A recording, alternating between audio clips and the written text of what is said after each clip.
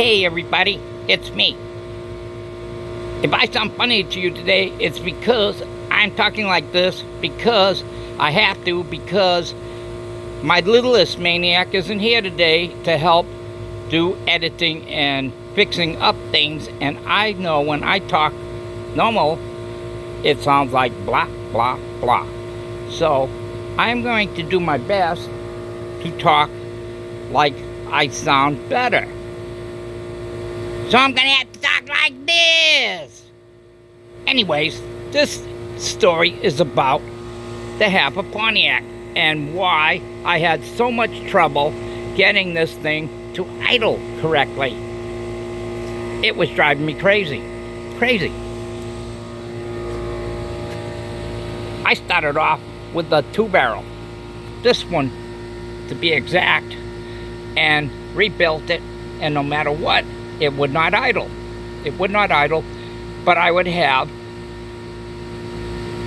when I put a drip into it, how can I explain this? It would go up into the 3,000 RPM range.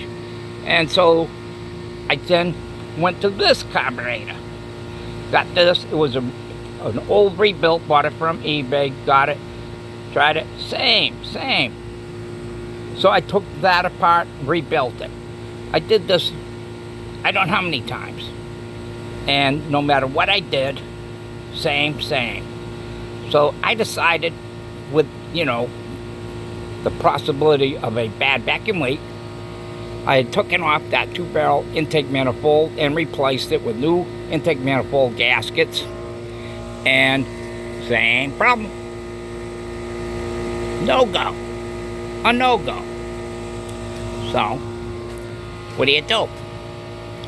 I decided I'm going to just get rid of that 2-barrel intake manifold and switch over to a Carter, AFB Carter, and go that route. I always liked the idea of the 4-barrel on there anyways. So, if you've watched, you saw a video where I changed out the intake manifold. It's a very professional video too. And put that 4-barrel on there, and same problem. It's a no-show. I couldn't believe it. So, now what? This is what I do. And that high, I'm still running the drip can, and I'm going to show you all this. I'm going to show you a video I made previously that has never been published before of the drip can dripping in to the AFB. And it's idling. But when you take the drip out,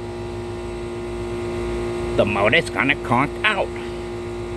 It was a no comprende. I was born with a funny voice and not very good looks, so I'm used to the dating scene and getting told no. I can handle that. But when my carburetors keep saying no, I can't. I just can't handle it. So we changed and bought another AFB. Yeah, that one. It was another factory rebuilt, old, sitting on a shelf somewhere. Came in, tore it all apart, put it back on. New intake manifold gaskets again, got it on. What can I say? I got that big NO again. And I was really starting to become a depressed person. Well, I finally decided to do this. And that's why you see this stuff here. When I rebuilt these, I used all those fantastic ideas that they throw at you on the channel here. Not my channel, but I did them. Pine Sol for one, I can remember that. And then there was other things. You name it, I did it. I take them all apart, put them in those buckets, swish them around, agitate them. They were agitated. And then I would put them all back together, put them on, and boom. It would say, no, don't gonna do nice to you. I could take these and these and unscrew them screw them all the way in, you would not hear any difference. Take them all the way out, even take them out, and it would, same results. Well, I gave up. And on the last rebuild, this is what I did. I went out and bought that. Rebuilt the one that's on the car right now, put it on, and guess what?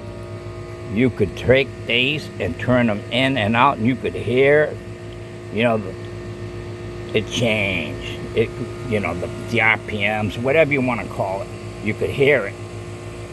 Presto, bango. I finally got a yes. But it was still idling too high. It had me crazy. Crazy. I'd done everything right. But I did do everything right, except this time, the last time when I put this baby on there, in all the process, this arm right here, when I put it down, it was moved over in such a way that the linkage was up against it, so it wasn't, you see, it was kind of like that. So it couldn't close all the way. And that's why it was still revving too high. I mean, that's crazy. All right, let's see if we can't get this old thing to fire up. And then after we run it a little bit, I'm gonna go in and show you the video, and you'll see the drip can hanging up and the drip going in there and all that. And we'll call it a day, and I can go back to my boring blah voice. Hold on, everybody. Yeah, I got this fancy gas tank out here. I don't even know what that stuff's used for, but I find them all the time thrown away, and they work for me. I'm a cheap guy. Okay, we're here, and this is how I start this thing. Oh yeah, need a key. Get the key out, put it in here, and get down here. Pump that some, and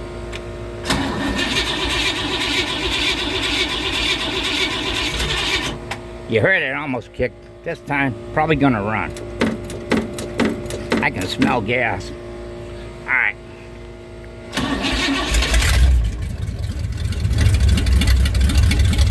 You hear that? It's not idling at no 3,000 RPMs, is it? No, 3. Whoa, that's kind of loud. But that's what I wanted you to see.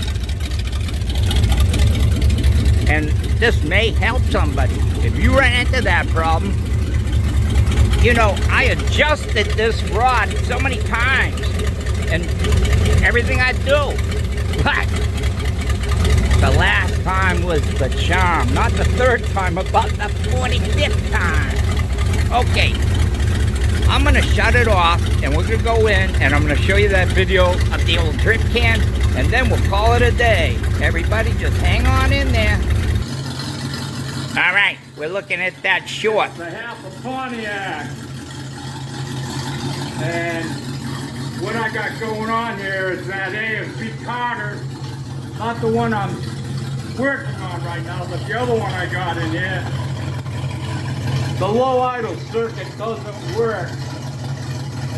So you gotta have that drip going.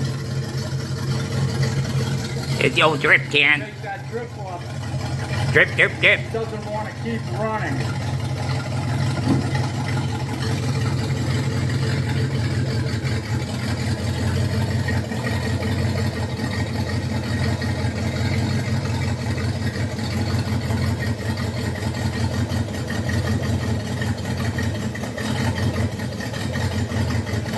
The fuel line was hooked up, so it could get gas. It might clean itself out, I don't know.